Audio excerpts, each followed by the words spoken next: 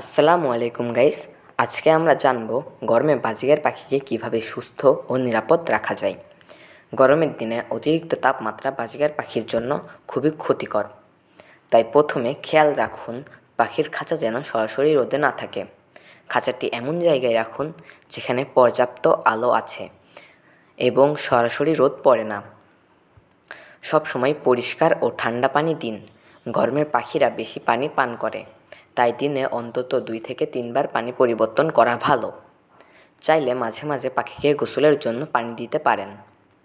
খাঁচার চারপাশে বাতাস চলাচলের ব্যবস্থা রাখুন, তবে সরাসরি খুব জোরে ফ্যানের বাতাস বা এসির বাতাস পাখির গায়ে লাগলে পাখি অসুস্থ হয়ে যেতে পারে।